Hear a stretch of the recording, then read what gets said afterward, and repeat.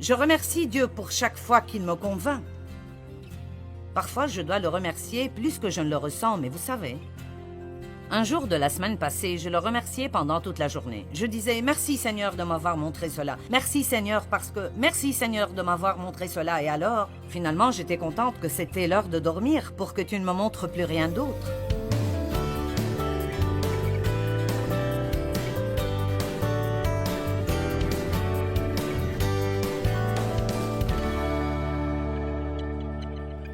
Car c'est par la grâce que vous êtes sauvés, par la foi.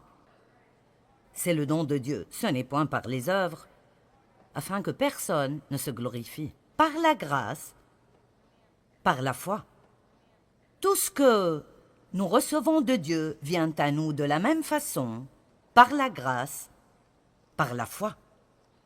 Notre foi en Dieu, ou notre foi en ses promesses, n'est pas ce qui nous achète la bénédiction de Dieu, c'est juste la main qui la reçoit. C'est la grâce de Dieu, et sa grâce seule, qui nous donne sa bonté dans notre vie. Nul ne pourra jamais être assez bon pour mériter quoi que ce soit que Dieu fait pour nous. Et cela n'a pas besoin de nous faire ressentir la condamnation. Ça doit nous rendre émerveillés devant la bonté de Dieu. Donc, par la grâce, par la foi. Vous dites, j'aurais aimé avoir de la foi. Eh bien, la vérité est qu'une mesure de foi a été donnée à chacun. Romains chapitre 12. Tout homme, toute femme, tout garçon et toute fille a la foi. Vous avez la foi. Vous avez assez de foi pour faire tout ce que vous êtes supposé faire dans la vie à tout moment donné. Dites, j'ai la foi. Maintenant, votre foi paraît être faible parce que peut-être que vous ne l'avez pas beaucoup utilisée. Ou peut-être que vous utilisez seulement votre foi dans certains domaines. Pendant longtemps, la foi que j'avais en Dieu, je l'exerçais seulement quand il s'agit d'obtenir le pardon pour mes péchés et d'espérer que j'irai au ciel. Je ne savais pas que je pouvais utiliser ma foi dans d'autres aspects de ma vie. Vous ne possédez pas parce que vous ne demandez pas. Si vous demandez dans la foi, vous recevrez. Et laissez-moi juste vous dire maintenant que vous pouvez demander à Dieu n'importe quoi et toute chose. Vous ne pouvez pas demander trop de Dieu. Vous dites, eh bien, et si je demande la mauvaise chose? Eh bien, vous ne la recevrez pas. Donc, vous savez, nous ne devons pas avoir peur. Eh bien, et si je ne devrais pas demander ceci à Dieu? Eh bien, il ne vous le donnera pas. Il y a certaines choses dont la Bible nous dit qu'il ne faut pas les demander, mais il y a plusieurs régions dans la vie qui sont juste uniques et particulières à notre propre vie. La Bible ne vous dit pas qui épouser ni quand acheter une nouvelle voiture, mais elle donne la sagesse. Et si nous suivons la direction du Saint-Esprit, nous suivons la sagesse, et nous comptons sur Dieu pour nous aider, nous pouvons commencer à avoir des vies absolument incroyables. Je ne savais pas que je pouvais utiliser ma foi pour dépasser mon passé. Je pensais que j'étais coincée avec... Eh bien, j'ai été une victime d'abus. Eh bien, je ne m'appellerai jamais une victime d'abus maintenant. Jamais. Vous ne pourrez jamais me faire dire que je suis une victime d'abus parce que je ne suis pas une victime d'abus. Je suis une nouvelle création en Christ et je marche dans la victoire. Et quoi qu'il vous soit arrivé, je veux vous encourager. Débarrassez-vous de toute mentalité de victimisation que vous puissiez avoir. Nous ne pouvons pas toujours être des victimes et être de nouvelles créations en Christ. Alors, vous avez de la foi. Ce que nous avons fait dans ce ministère, nous l'avons fait par la foi. Vous n'avez vraiment aucune idée, dans le naturel, combien je ne suis pas qualifiée pour faire ceci. C'est vraiment presque hystériquement, ridiculement, drôle. Et pour cette raison, je sais que c'est Dieu. C'est pour cela que dans 1 Corinthiens 1, il est écrit que Dieu a choisi les choses folles du monde pour confondre les sages. Il veut que le monde regarde et dise « Ce n'est pas possible. Pas possible. Ce n'est pas possible que tu puisses faire ça. » Et puis il veut que le monde regarde comment ça arrive à travers vous. Amen. Afin que nulle chair ne se glorifie. Je me demande combien de personnes vous ont regardé en pensant « C'est impossible pour toi de changer. » C'est impossible pour toi de faire ceci un jour. Mais en mettant votre foi en Dieu, vous le faites. Eh bien, je n'avais vraiment pas prévu de prêcher à propos de la foi ce week-end. En fait, j'ai pensé à ceci il y a 2 semaines, assis sur ma chaise, parce que je lisais ce chapitre, qui est l'épître à Philémon, et je suis arrivé au verset 22, et quelque chose a cliqué en moi. Et puis j'ai juste pensé, je ferai un petit message sur comment la foi fonctionne, parce que il y a ce qu'on appellerait à juste titre des lois de la foi. Et une loi est quelque chose qui marche à chaque fois. La gravité est appelée une loi, la loi de la gravité, ce qui veut dire qu'à chaque fois, pas parfois, mais à chaque fois que je jette quelque chose dans l'air, ça tombera. Et donc il y a certaines lois de la foi, et ce que je veux dire est qu'il y a certaines façons par lesquelles la foi marchera, et d'autres par lesquelles la foi ne marchera pas. Et alors, comme vous avez la foi, dites « j'ai la foi ». Et comme vous n'obtiendrez rien de Dieu, sauf si vous utilisez votre foi, je pense que ce serait bien de prendre un peu de temps ce matin, juste pour voir si vous faites ce que nous devrions faire avec notre foi, et si vous utilisez cette foi d'une manière qui la rend productive et fonctionnelle. Vous êtes d'accord? Ok. Maintenant, lisons donc Philémon 1, verset 22. Paul écrit à Philémon à propos d'un esclave qu'il avait nommé Onésime, et il s'était en fait enfui de chez Philémon, et Paul l'a rencontré. Et il est devenu un fils spirituel de Paul, et maintenant Paul allait le renvoyer chez Philémon. Et il voulait s'assurer que Philémon le recevra gracieusement et qu'il ne le punirait pas parce qu'il s'était enfui. Et c'est ce dont parle la partie majeure de l'épître. Mais après, Paul dit, et c'est très important, Paul était en prison quand il a écrit cette lettre, en prison, et il n'avait aucune idée de quand il sortirait de là. Mais il écrit à Philémon, et dans le verset 22, il dit « En même temps, prépare-moi un logement, dans l'attente de m'accueillir hospitalièrement, car j'espère, grâce à vos prières, vous être rendu ou recevoir la grâce de venir. » Nous voyons quelque chose de très important ici. D'abord, il dit « J'ai la foi que si vous priez pour moi, je sortirai d'ici et je pourrai venir vous visiter. » Donc, il avait la foi en la puissance de la prière et il croyait que, quand il prie ou si d'autres prient pour lui, cela ouvrira les portes pour qu'il soit libéré de la prison. Ne priez pas si vous n'allez pas prier dans la foi. Quand vous priez, ayez une foi simple comme les enfants pour que Dieu vous entende, mais aussi pour que Dieu vous donne soit ce que vous demandez, ou si vous demandez la mauvaise chose, il vous donnera quelque chose de mieux. Amen. Puis il dit, « Prépare-moi un logement en attendant ma visite. » Maintenant, je veux vous parler du pouvoir de l'attente. Parce que la foi devrait avoir une attente active et agressive qui va avec. Paul a dit « Priez pour moi. Je crois que je sortirai d'ici et je viendrai vous visiter. Alors commencez à me préparer une chambre. » Est-ce que quelqu'un voit ceci? Tu peux déjà commencer à me préparer une chambre parce qu'il était si certain qu'il allait pouvoir venir. Nous appelons les femmes enceintes des mamans en attente parce que nous savons ce que c'est que d'être enceinte. Eh bien, quand vous portez un désir, quand vous portez un but pour votre vie, ou quand vous portez un rêve d'être libre de tout lien, ou vous portez un rêve de faire quelque chose de grand pour Dieu, ou quoi que ce soit, mettre de l'ordre chez vous, ou voir votre mariage guérir, ou quoi que ce soit, ça doit être quelque chose que vous portez, mais vous devez vous y attendre. Amen? Vous y attendre. Beaucoup de personnes n'attendent rien, alors ils n'obtiennent rien. Beaucoup de personnes sont comme « nous attendrons de voir ce qui arrivera ». Ne vivez jamais avec une attitude comme « eh bien, nous attendrons de voir ce qui arrivera ». On ne sait jamais ce que Dieu fera. Vous ne pouvez pas vous attendre à trop. Dans Ésaïe chapitre 30, verset 18, c'est un verset magnifique que j'ai découvert il y a plusieurs années. Et essentiellement, la Bible dit Dans Ésaïe 30, 18, « L'Éternel attend le moment de vous faire grâce et il se lèvera pour vous manifester sa compassion. » Cela signifie que Dieu attend une opportunité d'être bon envers vous. Voyez-vous cela?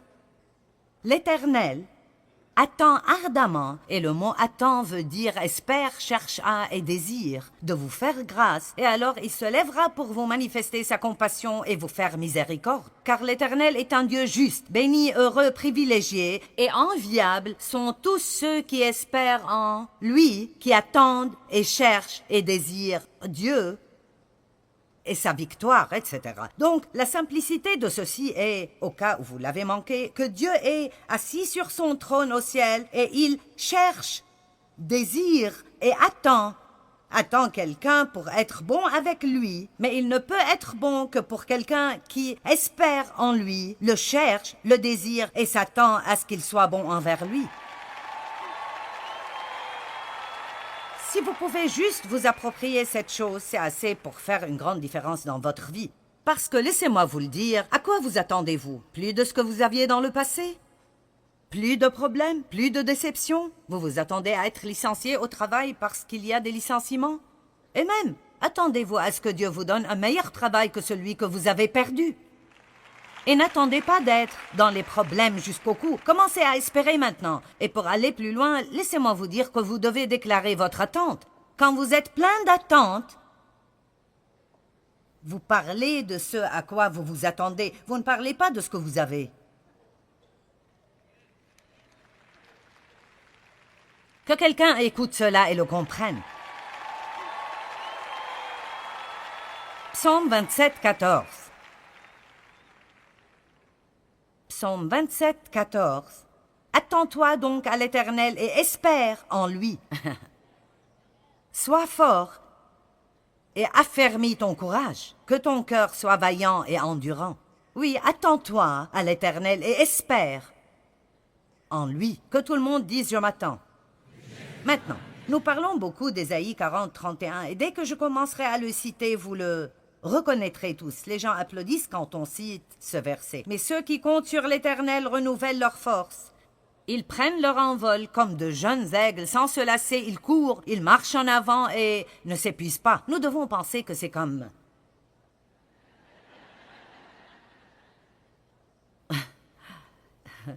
Mais si vous le lisez et vous étudiez ce mot « attend » dans la langue originale, ou si vous le voyez dans la Bible amplifiée qui amplifie un peu de la langue originale, il dit que ceux qui attendent, cherchent, désirent et espèrent le Seigneur. Alors, comme vous attendez Dieu, vous ne faites peut-être rien physiquement parce que vous avez peut-être une situation dans votre vie que franchement, vous ne pouvez rien y changer. Et nous disons, tu as juste besoin d'attendre le Seigneur. Mais cette attente, même si vous n'êtes pas actif dans vos actions pour résoudre votre problème, vous êtes très actif spirituellement. Ne soyez jamais passif spirituellement. Restez très actif spirituellement dans votre attente. Seigneur, j'attends une percée. Peut-être qu'aujourd'hui est le jour. Vous pouvez même utiliser votre imagination, et je n'essaie pas d'être farfelu et de me perdre dans une sorte de manipulation mentale, mais nous avons une imagination. Pourquoi devons-nous l'utiliser? Sommes-nous supposés l'utiliser simplement pour nous souvenir de toutes les choses bêtes qui nous sont arrivées dans nos vies? Pourquoi ne puis-je pas juste fermer les yeux et dire « Seigneur, je vais juste rêver de quelque chose de grand pendant 1 minute et j'imaginerai comment sera ma vie quand ma percée viendra parce que je sais qu'elle arrive ?»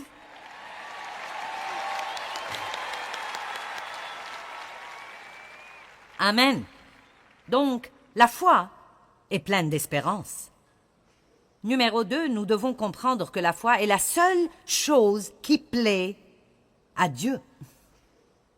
Hébreux 11:6. Sans la foi, il est impossible d'être agréable à Dieu, car il faut que celui qui s'approche de Dieu croit que Dieu existe. Et j'aime vraiment la deuxième partie du verset. Et qu'il est le rémunérateur de ceux qui le cherchent ardemment.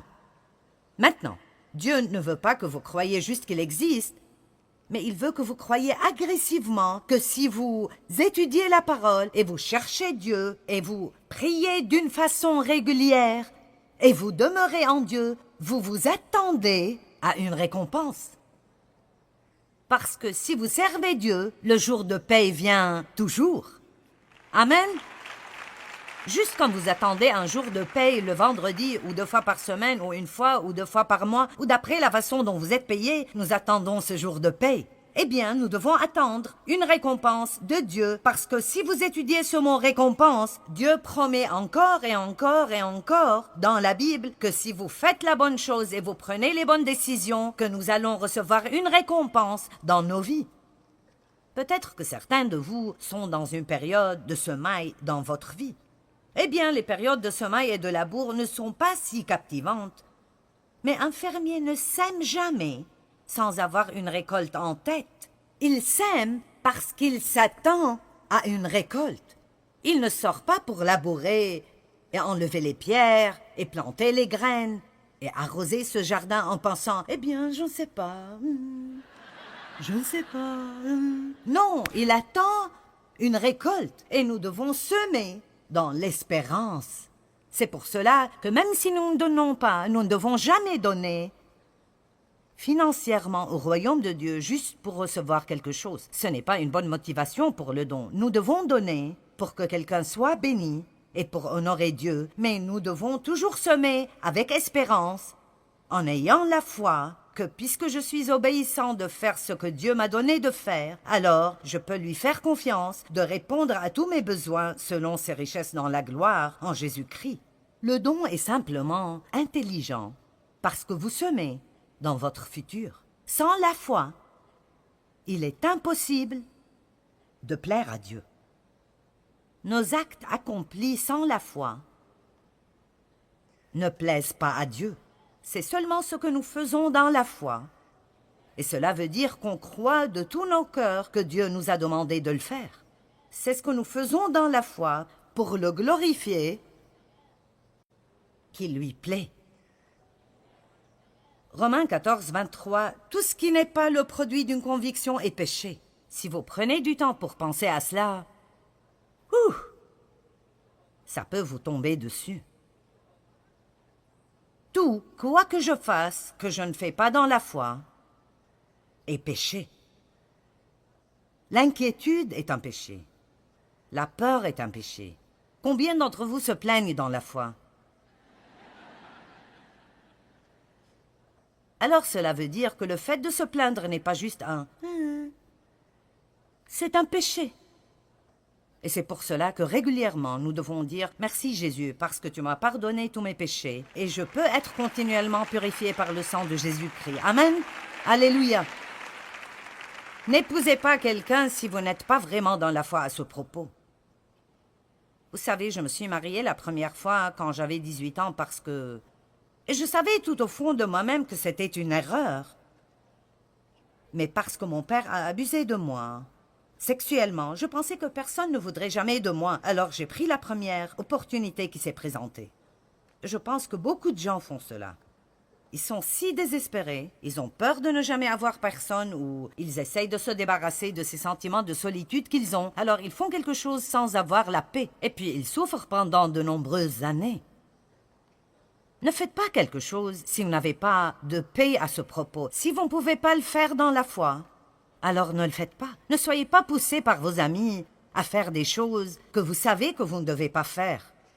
Si vous n'avez pas de paix quand il s'agit de voir un certain film, même si tout le monde y va, vous ne devez pas le faire si vous ne pouvez pas y aller par la foi. Allez. Eh bien, vous êtes plutôt calme après ceci. Maintenant, je ne sais pas pour vous, mais j'aime ce genre de choses. J'aime être défié par la parole. En fait, j'aime quand Dieu me corrige ou me réprimande. Je n'aime pas le fait que j'ai fait quelque chose de mauvais, mais je suis contente de pouvoir recevoir la correction de Dieu. Je ne suis jamais condamnée par elle. Je suis heureuse. Je remercie Dieu pour chaque fois qu'il me convainc. Parfois, je dois le remercier plus que je ne le ressens, mais vous savez... Un jour de la semaine passée, je le remerciais pendant toute la journée. Je disais « Merci Seigneur de m'avoir montré cela. Merci Seigneur parce que... Merci Seigneur de m'avoir montré cela. » Et alors, finalement, j'étais contente que c'était l'heure de dormir pour que tu ne me montres plus rien d'autre. Remercier Dieu chaque jour n'est pas comme cela, mais... Après apprenez comment être content parce que vous avez ce genre de relation avec le roi des rois et le seigneur des seigneurs, et parce qu'il vous aime assez pour ne jamais vous abandonner dans les problèmes que vous avez. J'aime cela, j'aime cela, j'aime cela. Alors si je me mêle de vos affaires en disant tout ce qui n'est pas le produit d'une conviction est péché, que cela vous rende heureux. Tout ce qui vous met mal à l'aise doit être quelque chose dont vous avez besoin. Troisième point. La foi doit être basée sur la parole de Dieu. Plus que tout, d'abord nous avons la foi en Dieu. La Bible dit « Ayez foi en Dieu ». Je vous ai déjà dit que nous avons tous la foi. Une mesure de foi a été donnée à chacun. Maintenant, ce que vous faites de cette foi est votre choix entièrement. Vous pouvez mettre votre foi en vous-même. Cela ne marchera pas, mais si vous voulez essayer pendant quelques années et être misérable, allez-y. Vous pouvez mettre toute votre foi en des personnes. Et je ne dis pas que nous ne devrions pas faire confiance aux gens, mais je peux vous dire que les gens vous décevront. Nous n'avons pas la capacité de ne pas nous décevoir l'un l'autre car nous ne sommes pas parfaits. Alors, ne donnez pas aux gens la confiance qui appartient seulement à Dieu. Vous pouvez faire confiance à certains, mais n'allez pas trop loin parce qu'au moment où vous regardez quelqu'un et vous pensez « tu ne me feras jamais de mal », maintenant vous avez des problèmes. Ne mettez pas votre foi en le système du monde. Soyez sûr de dépendre de Dieu. Dépendez de Dieu. Notre pays est grand parce que les hommes et les femmes qui sont venus ici dépendaient de Dieu. Et dans notre nation, nous devons retourner à dépendre de Dieu. La politique sans Dieu est une chose dangereuse. La foi doit être bien basée. Tout d'abord, vous mettez votre foi en Dieu. Vous avez peut-être un bon travail et il vous paye bien, mais si j'étais vous, je ne dépendrais pas juste de ce travail pour prendre soin de moi. Dépendez de Dieu.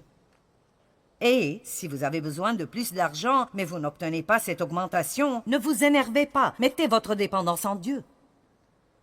Souvent, nous comptons sur la mauvaise source pour qu'elle prenne soin de nous et nous devons toujours regarder vers Dieu. Et si vous allez vers Dieu et Dieu veut que la compagnie vous donne une augmentation, il s'en occupera. Mais s'il veut vous donner d'une autre façon, maintenant parce que vous avez mis votre foi en lui, vous avez ouvert cette grande porte de plusieurs opportunités pour que Dieu vous bénisse. Est-ce que vous m'entendez? Et certains se tournent vers juste une source. Vous vous tournez vers votre travail. Mais cela est faux. Vous devez vous tourner vers Dieu. Dieu, même si les autres ne me donnent pas, si tu décides de me donner quelque chose, alors je l'aurai. Est-ce que vous m'entendez? Je dirai cela de nouveau. Vous devez dire à Dieu, je me fiche de ce que d'autres ne me donnent pas. Si tu veux que j'aie quelque chose, aucun démon en enfer et aucune personne sur terre ne m'arrêtera de l'obtenir. Amen. Alors la foi doit être basée tout d'abord sur Dieu, la foi en Dieu. Ayez la foi en Dieu et puis apprenez la parole de Dieu assez bien pour connaître les promesses de Dieu, pour mettre votre foi en les promesses de Dieu. Maintenant, je ne pense pas que vous ne pouvez pas prier pour quelque chose si vous ne pouvez pas trouver de versets correspondants, mais je pense que c'est sage de remplir autant que possible vos prières de la parole de Dieu. Priez la parole. Priez la parole à Dieu. Rappelez Dieu.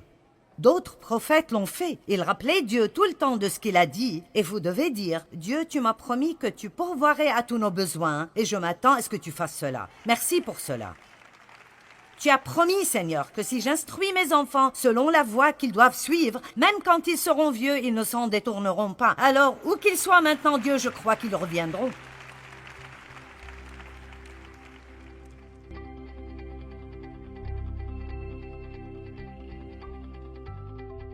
Eh bien, la Bible dit que Dieu a donné à chacun une mesure de foi. Et vous savez, plus nous utilisons cette foi, plus elle grandira. Et aussi, nous avons sa grâce qui nous aide. À chaque fois que nous agissons dans la foi, sa grâce, sa puissance et sa capacité viennent à nous pour nous aider à être efficaces dans tout domaine de notre vie. Vous savez, je pense que nous avons besoin d'apprendre autant que nous le pouvons à propos de la grâce, parce que la grâce est phénoménalement incroyable. La grâce est la puissance de Dieu qui vient à nous gratuitement et nous rend capables de faire ce que nous avons besoin de faire dans la vie, sans aucune lutte, fatigue ou effort de notre côté. La grâce est ce qui nous sauve. La grâce nous pardonne. La grâce nous offre la miséricorde. La grâce est vraiment incroyable.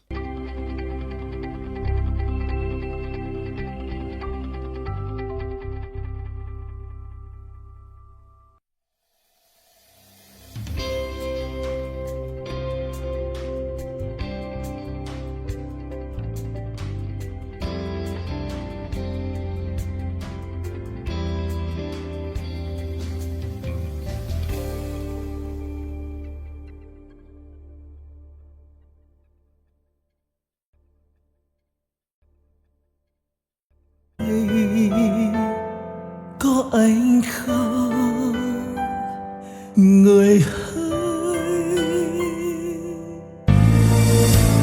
bao đắm say ta có bên người còn đâu, làn tuyết trắng mùa đông khóc nhau,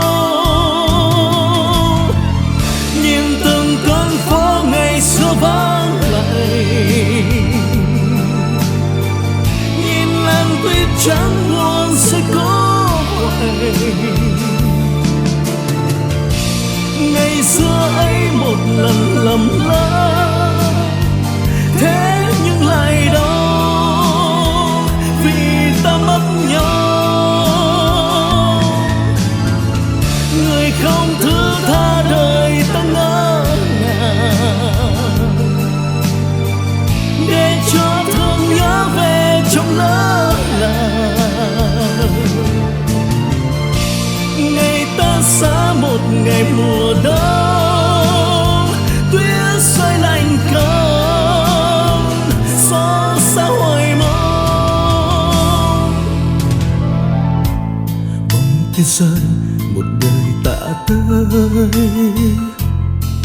đóng băng